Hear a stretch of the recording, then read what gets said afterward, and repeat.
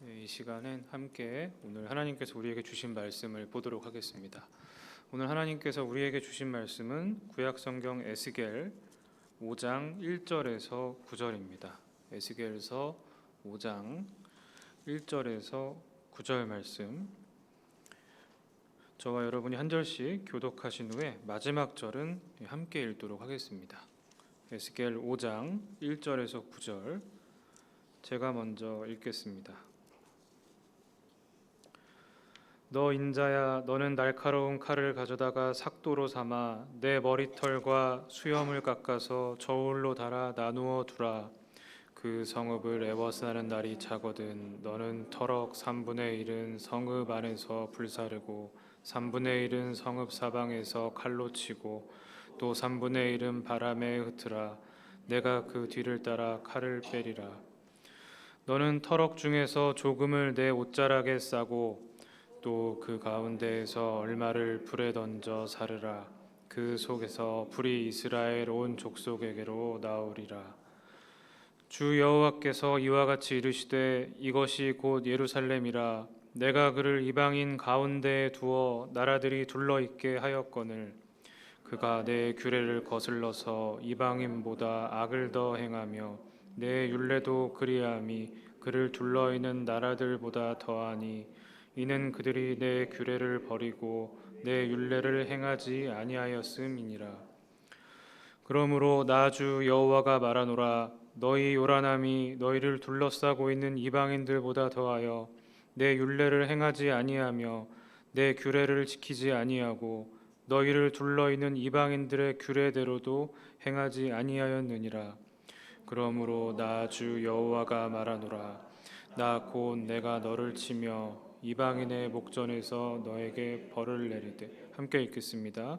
내 모든 가증한 일로 말미암아 내가 전무후무하게 내게 내릴지라. 아멘. 네, 이 시간 하나님께서 삶의 자리를 승리의 자리로라는 제목의 말씀을 통해 이곳에 모인 우리 모두를 만나 주십니다. 겸손히 귀를 기울여 살아계신 하나님의 음성을 잘 듣고 그분의 뜻에 순종하여 살아가는 복된 우리 모두가 되기를 기대합니다. 네, 1월에 지금 첫 번째 주간, 두 번째 주간 이렇게 지나고 있습니다. 그래서 연초이기 때문에 굉장히 바쁜 하루하루 각자 성도님들께서 계신 삶의 자리에서 바쁜 하루하루를 보내고 계실 것입니다. 저 또한 좀 분주한 하루하루를 보내면서 요즘 마음에 드는 가장 큰 생각은 기도원 가고 싶다, 이 생각을 굉장히 많이 하고 있습니다. 한 2주 전부터 제가 맨날 그 이야기를 입에 달고 산 것 같고, 언제 하루라도 좀 갔다 오면 좋겠다 해서 매일 그런 일정들을 언제가 좋을까 계속 고민하고 그렇게 좀 살아왔던 것 같습니다. 그런데 결과적으로는 기도원을 갈 수 있는 어떤 여유가 이렇게 없더라고요. 그래서 매일 조금 그런 아쉬움을 가지고 있었습니다. 특별히 이번 주에는 또 어떤 일정들이 많아서 신입생들 수련회 설교도 하고요. 또 외부 어떤 교회 설교도 하고, 또 오늘 아침에는 교직원 신방을 해서 이제 학교 부서를 방문해서 신방하는 그런 시간들이 있습니다. 그래서 그 부서들마다 가서 이제 기도해드리고 말씀 전하고 같이 말씀 카드도 이렇게 뽑고 다과도 나누고 하는 그런 시간들을 갖는데, 오늘 또 점심에 제가 기도원 가고 싶다, 이 마음이 엄청나게 또 막 올라왔던 겁니다. 그 이유는 이렇게 살면서 단순히 바쁜 그런 문제가 아니라 영적으로 뭔가 좀 충전이 많이 돼야 되는데 계속 이것이 고갈되는 느낌, 배터리가 조금씩 방전되는 그런 느낌을 제가 내적으로 받고 있어서 이대로 가면 좀 위험한데 뭔가 좀 충전이 되면 좋겠는데 이런 생각이 저에게 컸던 것 같습니다. 그런데 오늘 그런 마음을 가지고 이 자리에 나왔는데 찬양을 부르는데요, 그 마음에 기도원 안 가도 되겠다, 좀 이런 생각이 들게 되었습니다. 찬양을 잠잠히 부르는데 마음에 큰 위로가 되었고요, 하나님께서 또 성령님께서 제 마음에 기도원 안 가도 될 만큼의 좀 풍성한 그런 위로와 안식을 주신 것 같습니다. 그래서 제가 느꼈던 이런 마음이 오늘 성도님들도 말씀을 듣는 가운데 또 기도함 가운데 하나님께서 동일한 마음과 감동을 주시지 않을까, 그런 기대가 생깁니다. 그런 하나님의 은혜를 기대하시면서 오늘 말씀을 또 귀 기울이시면 좋을 것 같습니다. 우리 인간은 문화적 존재라고 많이 이야기를 합니다.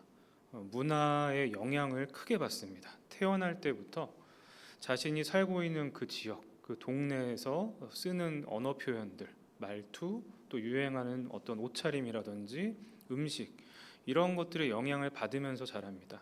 이것이 너무나 강력해서 나이가 아주 많아져도 계속 그 어렸을 때부터 자신이 경험해왔던 그 문화에 계속 젖어가지고 그것을 계속 반복하면서 살아가는 것이 인간의 삶입니다. 문화의 영향을 인간은 받으면서 살아갑니다. 그런데 한편으로 인간은 문화의 영향을 받지만 자기 스스로 문화를 만들어내고 형성할 수 있는 그런 능력도 지니고 있습니다. 최근에 우리들은 문화의 영향을 많이 받는데요. 특별히 대중문화의 영향을 많이 받으면서 살아갑니다. 드라마나 영화, 또 음악, 우리가 일상에서 마주하게 되는 다양한 유행하는 것들, 이 대중문화의 영향 속에서 우리가 살아가고 있는데, 이런 대중문화라는 것은 우리가 살아가는 과학기술이 발전한 근대 사회에 매우 좀 특별한 그런 특성이라고 말을 할 수가 있습니다. 그런데 대중문화, 우리에게 많은 즐거움도 가져다주고 우리에게 어떤 재미도 가져다주지만 위험성을 가지고 있고, 또 이 대중문화에 대해서 긍정적으로 보지 않는 시각이 있는 것도 사실입니다. 대표적으로 이 독일의 사회학자인 게오르크 짐멜이라는 사회학자가 있습니다. 20세기 초반에 활동했던 사회학자인데, 이 짐멜은 대중문화가 이렇게 유행하게 되고 사람들한테 영향을 미치는 이 일 자체가 긍정적인 것은 아니라고 이렇게 봤습니다. 근대 사회가 되면서 과학기술이 발전하게 됐죠. 그러면서 어떤 결과를 산출하는 속도가 이전에 비해서 매우 빨라졌습니다. 그러면서 나타난 변화는 각 사회의 영역들이 있는데 그 영역들이 각자 나름대로 매우 빠르게 발전하기 시작했다라는 겁니다. 어떤 정치 영역, 경제 영역, 어떤 학문의 영역, 법의 영역, 이제 각 영역이 각자 나름대로 매우 빠르게 막 발전을 하기 시작한 거죠. 그러다 보니까 그 이전에 발전이 좀 더디던 시절에는 각 개인들이 마음을 먹고 어떤 분야에 대해서 조금 공부하고 거기에 대해서 관심을 가지면 그 분야에 대한 어느 정도의 지식을 습득하는 것이 가능했는데, 이제는 발전이 너무 빠르고 너무 전문화되다 보니까 개인이 마음을 먹고 공부한다고 해서 그 지식을 얻을 수가 없는 그런 시대가 됐다라는 겁니다. 아무리 노력을 해도 너무나 이 수준이 높아져 있고 빨리 변하기 때문에 그 지식들을 예전만큼 손쉽게 접근할 수도 없고 손쉽게 얻어낼 수도 없다라는 겁니다. 그래서 뭐 법 같은 경우도 이 모든 법률적인 지식이나 어떤 학문적인 영역 이런 것들이 법률가의 몫이 돼버리고요. 경제도 경제 전문가들의 몫이 되어버리고, 이런 식으로 일반인들은 거기에 대해서 어렴풋이나마 알 뿐이지 정확히 그게 뭔지 모르는 그런 시대가 되었다라는 겁니다. 이렇게 되다 보니까 사람들은 아유, 이거는 너무 어렵고 도달하기 어려우니까 접근이 쉽고 또 쉽게 이해가 가능한 대중문화에 눈을 돌리게 되었다라는 거죠. 그래서 사람들이 대중문화의 영향을 받으면서 대중문화를 너무나 좋아하고 거기에 빠져가지고 살아가는 현상이 이 근대 사회의 하나의 특징이다. 짐멜은 이렇게 얘기합니다. 그런데 문제는 이 대중문화가 여러 사람들이 함께 만들어가는, 문화를 형성하는 사람들에 의해서 만들어진 것이기 때문에 긍정적인 영향을 미칠 수도 있지만 부정적인 영향을 미칠 수도 있다라는 겁니다. 근데 사람들은 무방비로 이 대중문화를 그대로 흡수하고 있는 그런 상황이죠. 그래서 점점 생각이 단순화되고 대중문화에서 우리에게 흘려주는 그런 정보들을 그대로 수용하게 되고 점점 우매해지는 현상들이 나타나게 되는 것입니다. 이것이 지금 우리들이 살아가고 있는 2026년 한국 사회 한 모습이라고 말을 할 수가 있습니다. 이런 짐멜의 진단, 우리에게도 그대로 유효한 것 같습니다. 우리들도 대중문화의 영향을 많이 받으면서 살아갑니다. 뭔가 유행하면은 나도 그거 들어봐야지, 노래 들어봐야지, 드라마 봐야지, 영화 봐야지, 이러면서 같이 그것을 공유하고 그 영향을 이제 받으면서 살아가는데요. 문제는 이런 대중문화가 우리 그리스도인들이 그리스도인답게 살아가는데 도움을 줄 때도 있지만 부정적인 영향을 주는 경우가 매우 크다라는 겁니다. 왜냐하면 우리 그리스도인들은 이 세상에서 살아가지만 조금 특수한 정체성을 가지고 살아갑니다. 바로 하나님의 백성, 하나님의 자녀라는 이 특수성을 가지고 살아갑니다. 그래서 세상에 살아가면서 대중문화 알고 또 그것에 대해서 지식도 있어야 되고 그것과 소통하는 법도 익혀야 되지만 거기에 완전하게 젖어들어서 그 문화 속에 용해되면 안 되는 정체성을 지켜나가야 되는 그런 과제와 또 사명을 가지고 있는 것이 바로 그리스도인입니다. 그래서 그리스도인으로 살아가는 것은 이게 쉽지가 않습니다. 세상 속에 하나님이 이렇게 던져 놓으셨는데 그 안에서 어떻게든 자기 정체성을 지키고요, 성경적인 가치관을 지키면서 세상 속에서 살지만 섞이진 않아야 되는 굉장히 어려운 상태로 계속 지속해서 살아야 하는 것입니다. 오늘 본문 말씀은 이런 세상 속에서 용해되지 않고 녹아내리지 않고 정체성을 지키면서 사는 것이 왜 중요한지, 그것을 지켜내지 못했을 때 어떤 파괴적인 결과가 오게 되는지를 아주 짧지만 또 간명하지만 우리에게 분명히 알려주는 그런 내용을 담고 있습니다. 오늘 본문 말씀이 속한 이 에스겔서는 그 배경을 가지고 있습니다. 그 배경을 잠시 이해하시면 오늘 본문 말씀의 내용이 선명하게 이해가 될 수가 있습니다. 하나님께서 이스라엘 사람들, 하나님 백성으로 택하시고 그들에게 요구하신 것은 그들이 하나님을 잘 믿고 하나님 말씀 잘 따르는 것, 신앙과 순종임을 제가 좀 여러 차례 한번 말씀드렸던 적이 있습니다. 그들은 이 과제를 계속 수행해야 되지만 수행하지 않았기 때문에 하나님께서 계속 예언자들을 보내서 그들에게 불신앙과 불순종하지 말고 신앙과 순종의 삶을 살아라를 지속적으로 말씀을 하셨습니다. 그런데 남왕국 유다나 북왕국 이스라엘이나 예언자들의 말을 외면을 했습니다. 계속 말을 안 들었습니다. 그래서 하나님은 그들에게 일종의 자극을 주시고 그들이 좀 다시 돌아올 수 있도록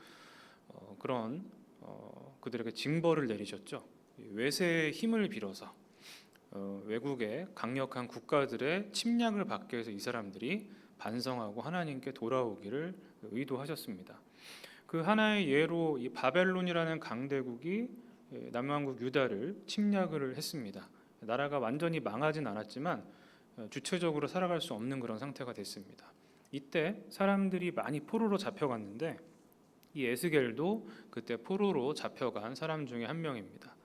에스겔은 제사장 집안 사람으로 믿음이 좀 있었던 사람, 지식이 있었던 사람이었는데 하나님의 부르심을 받아서 예언자가 되어서 포로로 잡혀간 남왕국 유다 사람들에게 신앙과 순종의 삶을 살 것을 아직 늦지 않았다, 좀 돌아가자, 이런 내용들의 말씀을 전하도록 하나님이 시키셨죠. 오늘 본문 말씀 1절에서 4절에 보면 이러한 배경 속에서 하나님이 에스겔에게 하나의 상징 행위를 시키십니다. 그건 뭐냐면 이 머리카락과 수염을 잘라가지고 그 중에 3분의 1은 불사르고 3분의 1은 칼로 치고 3분의 1은 바람에 흩어라, 이런 일을 시키셨습니다. 이건 앞으로 하나님께서 이 남왕국 유다에게 보여주실 이 무서운 징벌을 설명하는 그런 이야기입니다. 12절에 보면 그 뜻이 무엇인지 설명이 되어 있는데요. 바로 이 불사르는 것은 이 전염병을 의미하고 칼로 치는 것은 이 유다 사람들이 칼에 죽임을 당하게 된다는 것, 그리고 나머지는 하나님께서 그들을 흩으신다는 것, 이러한 내용들을 설명하기 위함이었습니다. 결과적으로 굉장히 무서운 하나님의 징벌이 그들에게 임하게 된다는 것을 에스겔은 남왕국 유다 사람들에게 전달을 한 것입니다. 그런데 이렇게 된 이유가 분명히 있습니다. 오늘 우리가 함께 읽은 본문 말씀 5절에 보면 이 사람들이 대체 어떤 잘못을 어느 정도로 했길래 하나님이 이렇게 징벌을 예고하셨을까, 그 내용들을 알 수 있게 되죠. 가장 핵심이 되는 표현이 등장합니다. 5절에 보면 하나님께서 이 남왕국 유다 사람들을 살게 하신 삶의 자리가 있습니다. 바로 이방인 가운데 그들을 두어서 살게 하셨습니다. 이방인과 떨어져서 옆에 살게 하시던가 혹은 어디 근거리에 살게 하시던가 이런 게 아니고 이방인 한가운데 그들을 살게 하셨습니다. 이방인들에 둘러싸여서 살게 하신 것이죠. 그래서 남한국 유다 사람들은 이방인 사이에서 사는 것, 그것이 바로 그들의 삶의 자리였습니다. 하나님은 이 유다 사람들이 이방인 사이에서, 이방인 한가운데서 살면서 하나님의 백성이라는 그 정체성을 지키고 신앙과 순종의 삶을 거기서 살기를 기대하신 겁니다. 이방 신을 숭배하거나 문화에 젖어들지 않고 그 안에서 너무나도 유혹이 많은 그 공간에서 오로지 하나님을 바라보면서 살 수 있도록 바라보기를 하나님은 그렇게 원하셨던 것이죠. 그런데 이 유다 사람들은 하나님의 기대와 정반대되는 행동을 이제 보인 겁니다. 첫 번째로 그들은 하나님의 규례, 하나님의 율례로부터 멀어지기 시작을 합니다. 가장 큰 변화는 이제 그거였습니다. 그리고 나서 이들은 하나님이 아닌 이방 신을 숭배하기 시작했고 이방 문화에 젖어들어서 그 이방 문화의 영향 속에서 살아가게 되었습니다. 하나님이 원하시던 신앙의 삶에 정반대되는 불신앙의 삶을 그들은 살기 시작한 거죠. 이 일은 연이어서 아주 파괴적인 결과를 가져왔습니다. 하나님을 안 믿으니까 하나님 말씀대로 안 사는 겁니다. 불순종을 하기 시작을 합니다. 이 불순종의 결과는 악행이었습니다. 오늘 본문 말씀 6절 7절에 그 악행의 표현들이 등장을 하는데요. 이 사람들이 하나님을 안 믿기 시작하고 불순종하면서 악을 범했는데 그 악의 정도가 상당합니다. 두 번이나 이런 표현이 등장합니다. 그들이 범한 악행이 이방인들보다 더했다. 이방인보다 더한 잘못, 더 나쁜 짓들을 이 사람들이 하기 시작했다라는 걸 두 번이나 언급을 합니다. 하나님의 기대와 전혀 다른 삶, 신앙과 순종을 기대하셨는데 이방인들 사이에서 어떻게 해서든 정체성을 지키면서 승리하며 사는 것을 하나님은 기대하셨는데 이 사람들은 이방인들 사이에서 하나님을 믿지 않고 이방신을 숭배하고 하나님 말씀대로 살지 않고 악행을 범하면서 살게 된 것입니다. 그 수준이 이방인보다 더했다라고 한 데서 그들이 얼마나 변질되고 타락했는지 두 번이나 그 표현이 등장한 것에서 우리는 그들의 잘못의 그 수준을, 그 정도를 좀 가늠할 수가 있습니다. 지금까지의 이 내용 정리해 보면 간단합니다. 하나님은 이 남한국 유다 사람들, 이 사람들이 이방인 사이에서 살지만 그들의 삶의 자리 이방인 사이이지만 거기서 하나님의 백성이다 이 정체성을 굳건히 지키면서 하나님께서 기대하시는 신앙과 순종의 삶을 그들에게 이제 기대하셨습니다. 그러나 남한국 유다 사람들은 전혀 그 기대와 상반되게 정체성을 상실하고 불신앙과 불순종의 삶을 살았던 것, 특별히 파괴적인 결과 이방인보다 더 악한 행동을 하게 되는 그 상황까지 가게 됐다라는 걸 우리가 이 본문 말씀에서 들을 수가 있습니다. 이 이야기가 주는 교훈은 분명합니다. 왜냐하면 이 사람들의 모습, 우리들의 모습과 굉장히 닮아 있습니다. 하나님께서는 제가 그토록 가고 싶었던 기도원, 그곳에 우리들을 기도원에서 살게 하지 않으시고요. 이 세상의 한가운데서 살게 하셨습니다. 믿지 않는 사람들과 어울려 살고요. 또 믿지 않는 사람들이 주가 된 그런 문화, 대중문화의 영향을 우리가 받으면서 살게 하셨습니다. 세상 한가운데서 이방인 사이에서 우리들을 살게 하신 것입니다. 여기서 하나님께서 우리에게 기대하시는 것은 믿지 않는 사람들의 영향 속에서 그들과 동일하게, 그들과 똑같이, 그들과 비슷하게 살아가는 걸 하나님은 원하시지 않습니다. 오늘 말씀에 비추어 볼 때 이방인 사이에서 정체성을 분명히 하면서 가치관을 분명히 하면서 구별된 삶을 살아가기를 원하시는 것이죠. 이 세상과 교류하고 소통하고 알아야 되는 건 분명하지만 거기에 용해되면 안 되는 것을 우리는 오늘 말씀을 통해서 배울 수 있는 겁니다. 만약 우리가 이 중요한 원칙을 잊고 그냥 세상에 녹아버리고 세상의 영향을 즐긴다면 남한국 유다 사람들이 겪어야 했던 그 파괴적인 결과, 이방인들보다 더한 악행을 범하는 그 상황까지 우리도 갈 수가 있는 것입니다. 우리들도 정신 차리고 정체성을 어떻게든 지키고자 애쓰지 않으면 우리도 모르는 사이에 믿지 않는 사람들보다 더 나쁜 행동을 하고 더 나쁜 말들을 하면서 살아갈 수가 있는 것입니다. 아주 파괴적인 결과를 얻게 되는 것이죠. 그렇다면 우리들이 이 세상 속에서 믿지 않는 사람들 사이에서, 믿지 않는 사람들이 형성한 문화 속에서 어떻게 정체성을 지키며 살 것인가, 이게 굉장히 중요합니다. 남한국 유다 사람들이 변질되고 타락하게 된 그 이야기를 반면교사로 삼으면 어떻게 우리가 해야 되는지 정확한 방향이 나타나게 됩니다. 그들이 처음에 변질되기 시작한 첫 시작이 뭐였냐면 하나님의 규례와 율례에서 떠나기 시작한 것입니다. 이 사람들이 하나님의 말씀을 멀리하면서 하나님이 아닌 이방신 숭배하고 문화에 젖어들기 시작했던 겁니다. 그런 점에서 하나님의 말씀을 가까이 하는 것, 하나님의 말씀을 소중히 여기고 가까이 하는 것, 이것이 그 무엇보다도 우리에게 절실하고 가장 중요한 것이라는 것을 알 수가 있습니다. 하나님의 말씀을 가까이 하지 않으면, 하나님의 말씀을 소중히 여기고 그것을 귀하게 여기지 않으면 우리들도 이 남한국 유다 사람들처럼 금방 이 세속적이고 믿지 않는 사람들의 문화에 그대로 빠져들고 그들과 별반 다르지 않는 삶으로 변질되어 버릴 가능성이 매우 큰 것입니다. 오늘 하나님께서 우리에게 이 말씀을 주신 것은 우리가 아마도 지금 세상의 현실 속에서 그런 믿지 않는 사람들, 또 믿지 않는 문화의 영향 속에 너무 많이 노출되어 있기 때문에 이 말씀을 주신 것은 아닐까, 그런 생각을 합니다. 여기에서 우리가 승리하는 길은 하나님의 말씀을 가까이 하는 것입니다. 말씀에서 멀어지면 변질되고 악행을 범하게 됩니다. 그런 점에서 요즘 우리들의 모습을 좀 돌아볼 필요가 있습니다. 우리 개신교 전통에서 하나님의 말씀은 크게 두 가지 통로로 우리에게 전해집니다. 바로 이 성경과 설교입니다.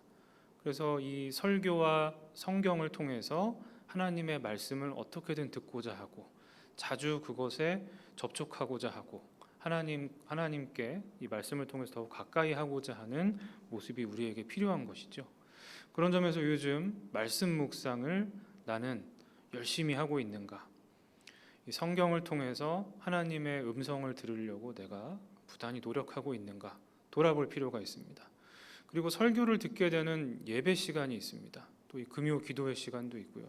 또 주일 예배도 있고요. 다양한 예배와 집회, 나는 소중히 여기고 있는가? 갈급함이 있는가? 어떻게든 참여해서 하나님 말씀을 내가 가까이 하려고 하고 있는가? 냉정하게 돌아볼 필요가 있습니다. 만약 우리 마음 가운데 말씀 묵상이 귀찮다, 예배 참석하는 게 뭔가 좀 힘들고 불편하고 안 갔으면 좋겠다, 이런 마음이 든다면 이미 우리는 이 세상의 현실에, 세상의 어떤 영역에 점점 빠져들고 있는 위험 신호라는 것을 기억할 필요가 있습니다. 하나님의 말씀을 가까이 해야 신앙과 순종의 삶으로 향할 수 있고 남한국 유다 사람들이 보여줬던 잘못된 길로 빠지지 않을 수 있음을 우리가 기억할 필요가 있습니다. 그런 점에서 우리는 정말 바쁘고 분주한 일상이지만요, 하나님의 말씀을 가까이 하려고 노력을 많이 해야 됩니다. 잠을 조금 줄여서라도 말씀 묵상 시간을 확보해야 되고요.